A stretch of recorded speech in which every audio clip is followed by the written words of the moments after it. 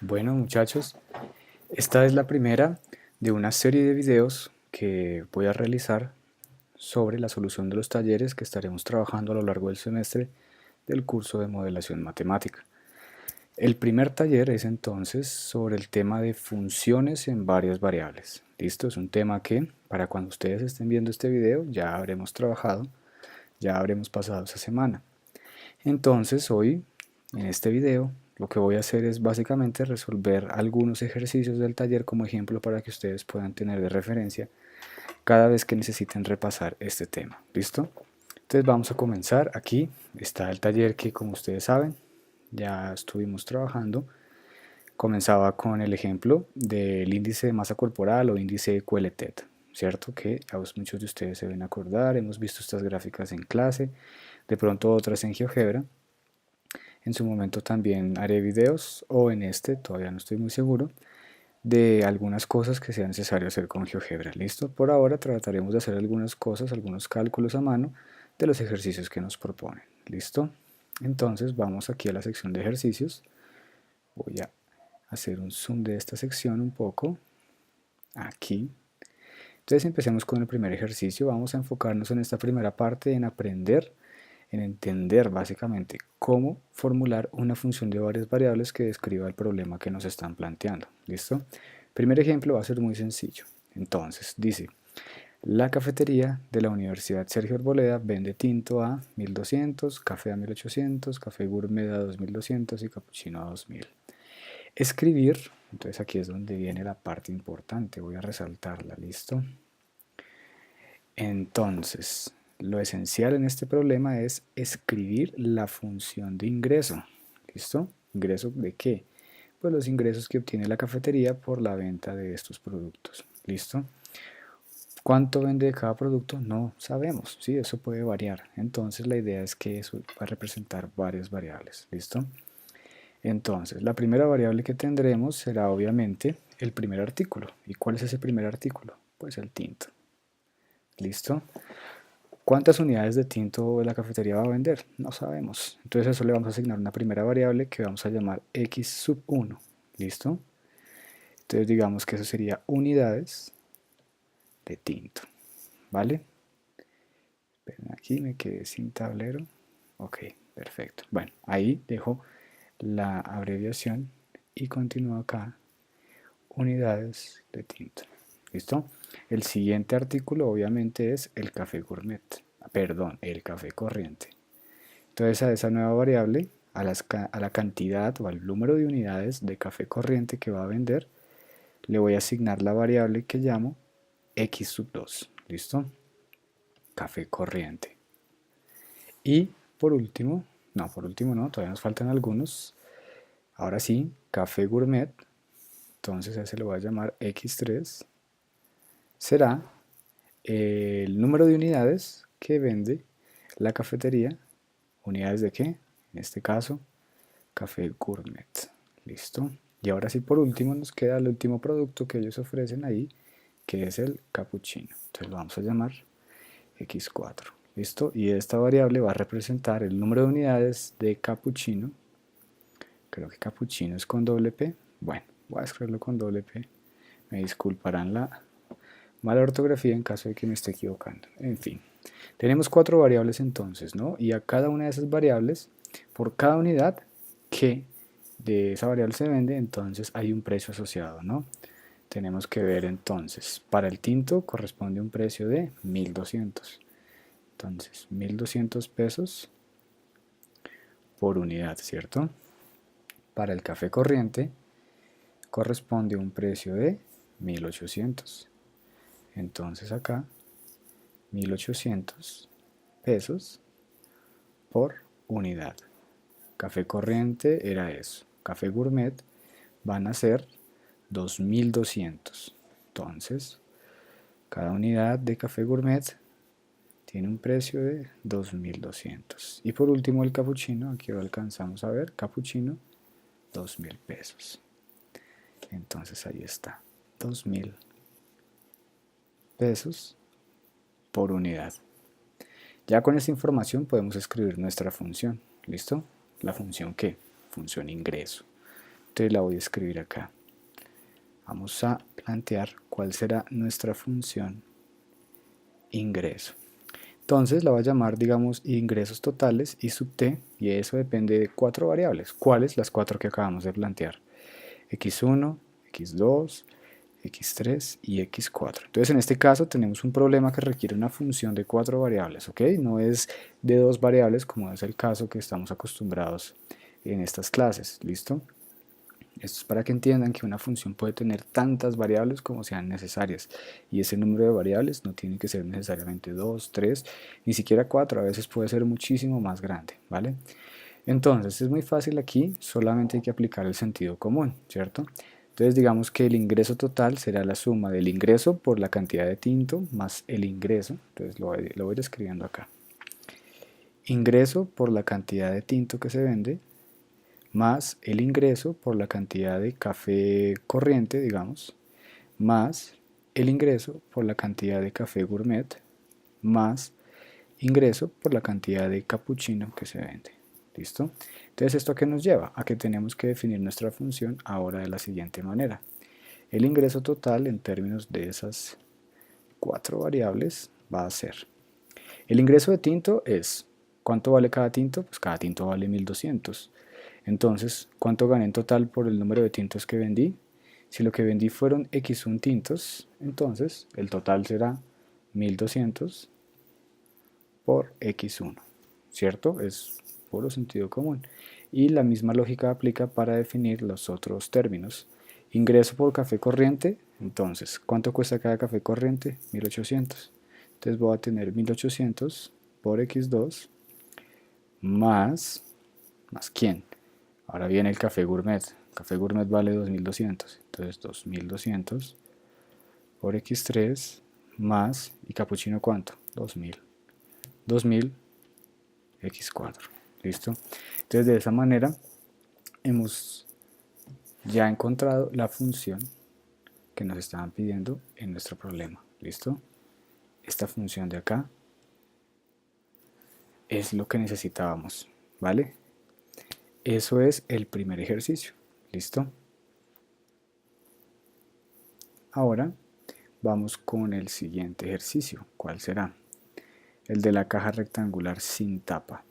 ¿Listo? Veamos a ver cómo planteamos ese ejercicio. Entonces, tenemos una caja rectangular sin tapa.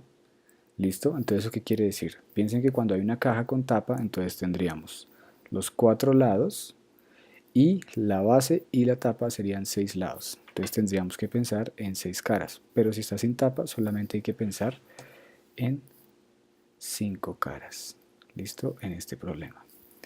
Nos dicen, para construir la base, eso cuesta 120 pesos el centímetro cuadrado. ¿Listo? Ojo, centímetro cuadrado. Y construir los lados cuesta 75 pesos el centímetro cuadrado. Entonces hay que construir la función que describe esa caja. El precio total que resultaría de la construcción de cada una de esas cajas. Entonces vamos para acá. ¿Listo? Entonces llamémoslo así. Costo total de la caja.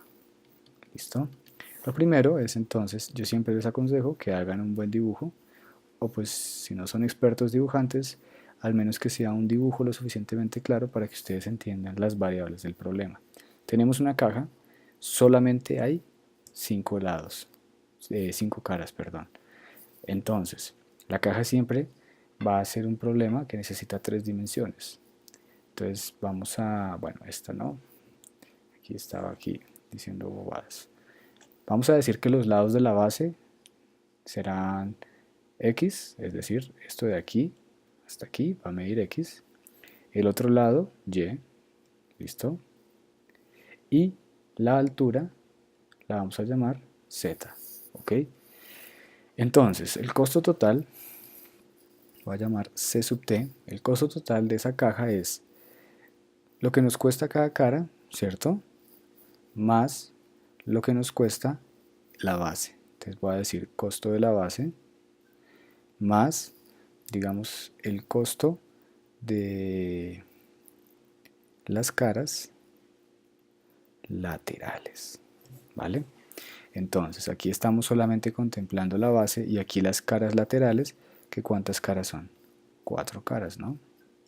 Entonces tenemos que ver cómo funcionaría ahí la cosa. Retomemos la información en cuanto a los precios. Entonces, vamos a usar el azul. La base cuesta 120 pesos el centímetro cuadrado. Entonces, aquí abajito, la cara que está por debajo, cada centímetro cuadrado de esa cara nos va a costar 120 pesos, ¿ok? Voy a escribir esa información acá. Y las caras, ya sean por este lado o por este lado, cada centímetro cuadrado de esas caras va a costar 75 pesos. Ahí está. Y acá también 75 pesos. En este problema es importante que entiendan lo siguiente.